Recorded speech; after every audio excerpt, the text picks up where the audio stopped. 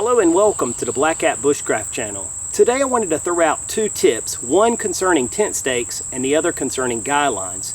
And this will absolutely add to the information that I've been putting out on tarp shelters, just simple emergency type shelters in the past couple of videos and in the videos that will be coming forward. Sometimes when you do something over and over again routinely, it becomes second nature. And then when you explain that process to someone else, sometimes it's very easy to leave out the little minute details that can in the end make a big difference for somebody who's not as familiar with that process. So that's why I wanted to throw these things out today. A lot of you will already know this information, but just in case there's a few people out there that haven't seen this or are not aware of this particular method, maybe this will be helpful. So stick with me and let's talk about tent stakes and guy lines.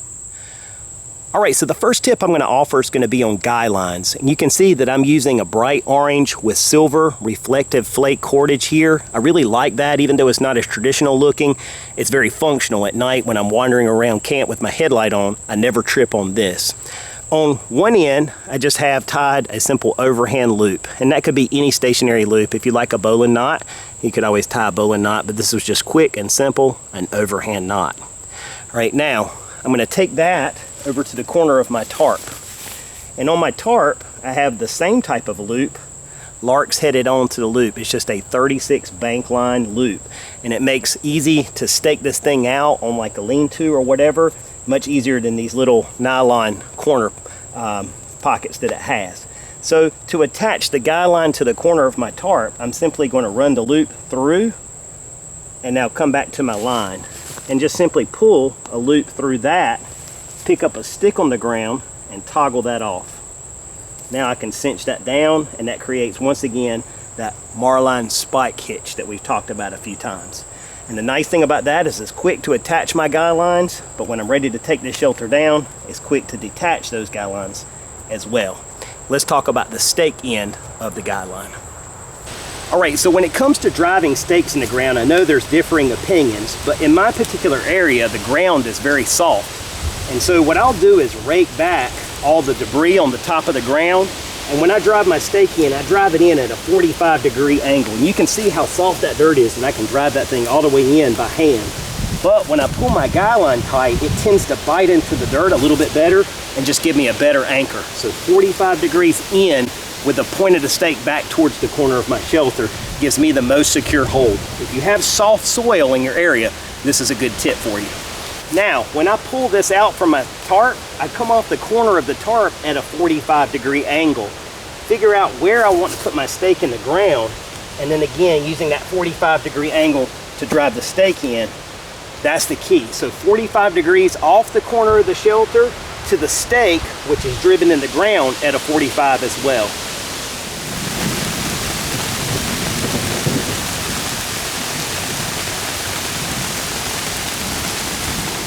Alright, so in the process of trying to finish up this video, I had a nice little thunderstorm come up, so I've gotten up under my shelter that's already set up, and I wanted to give you that last tip with the guy line. So outside of my shelter, what I did was I simply raked all the debris away, because I don't want to drive my stake through 3 inches of leaves and stuff. I want to make sure I'm going straight into the ground. Again, I'm pushing that stake in at a 45-degree angle. Alright, so 45 degrees in. And now, I already have my guy line attached to my tarp at this point. It's already toggled out as I showed you. And so I'm going to take the guy line and come back around the stake, just like this, making sure it connects up under the little hook on the stake. All right, or number 7 notch, whatever it is that you're using. And now I'm going to tie it off with a taut line hitch, which is very simple. I just have my standing end, which runs to my tarp, and my working end right here. And I'm simply going to wrap that around, like tying a half hitch one time, a second time, and now the third time just goes over top, comes on the outside, and creates a loop. And when you cinch that down and dress it up, it creates a tensioning knot, which you can use to pull your guy line tight. Let me cinch this down just a little bit better. All right, now, if I want to pull tight against the stake, I can do that. And just by pulling this knot up the line, it creates that tension by shortening the guy line. Or if I want, I can always lengthen it. It's a very simple knot. It's one that probably most people know. That's how I tie all my guy lines, because I can do it in 10 seconds or less. And it's very effective. Each of the corners is toggled off with that Marline spike hitch. and a toggle, just like that. And then again, running at a 45-degree angle off the corner of the tarp to pull it out nice and tight. I have this staked in the ground at a 45-degree back towards the tarp. And then again, just tied off with the simple taut line hitch to make everything nice and tight, as you can see here. Very simple and effective setup. Well, you know what they say, if it ain't raining, we ain't training. Got a nice little thunderstorm just come up as I was filming this video. Fortunately, in the process of doing the video, I already had a shelter up. So I think I'll sit here for a few minutes and let this maybe pass over, and hopefully it'll lighten up pretty soon. I appreciate you guys tuning in. I hope these couple of tips will help you out with the stakes and the guy lines. And until the next video, I hope you'll take care. God bless.